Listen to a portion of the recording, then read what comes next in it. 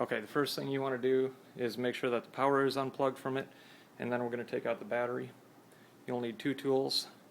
You need a Phillips head screwdriver, about a medium size, and probably a small flathead tool. Release the battery, pop these two levers over, and it will slide right out. There's going to be 3 screws on the bottom of the unit that you want to take out. The first one is right here.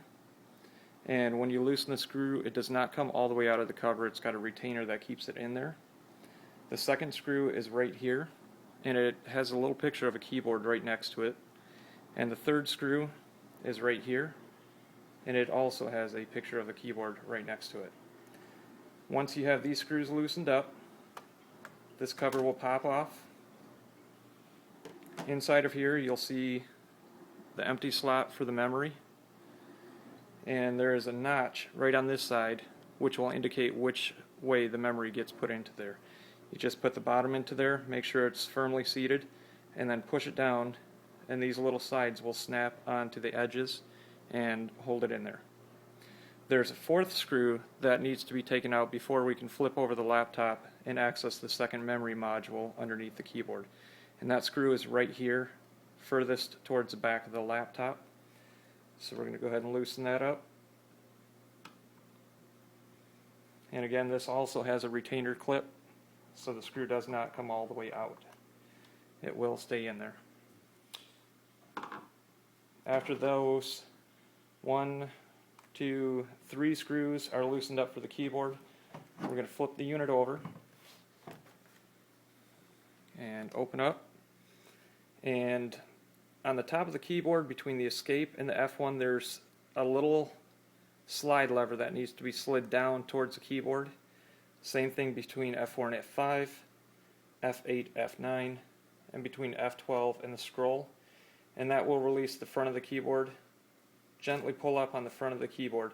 And this is where it's very critical to be extremely careful. Once you have that lifted up, it will slide forward, and you can tilt the keyboard forward, being extremely careful of the ribbon cable that's in there, because if it gets twisted or pulled too hard, it will break and then the keyboard will be non-functional.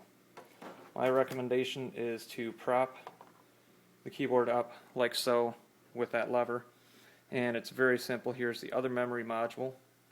All you need to do is push on this little silver thing on each side, and that memory module pops right up like so, and you can pull it out. And if we look at this memory module, here is the slot that I was talking about that will indicate which direction it goes in.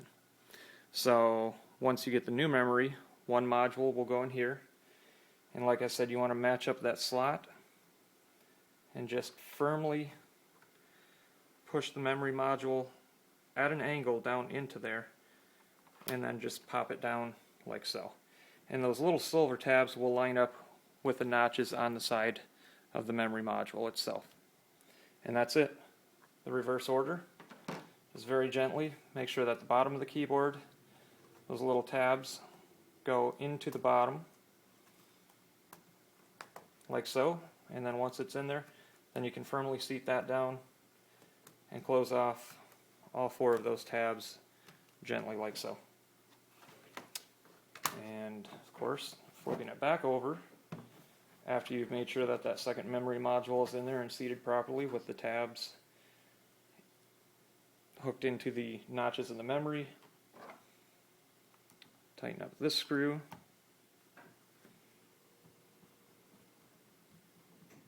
And not very much force, just gentle enough to make sure that it's firmly seated. And same thing with this screw.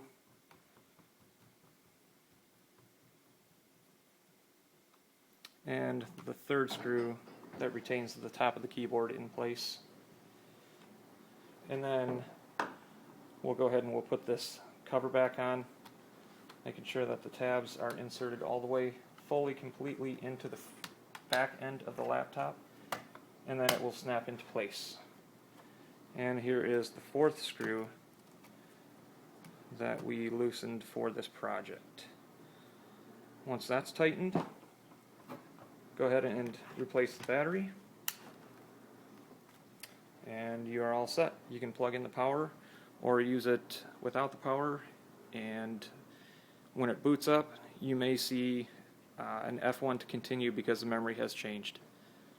Thank you.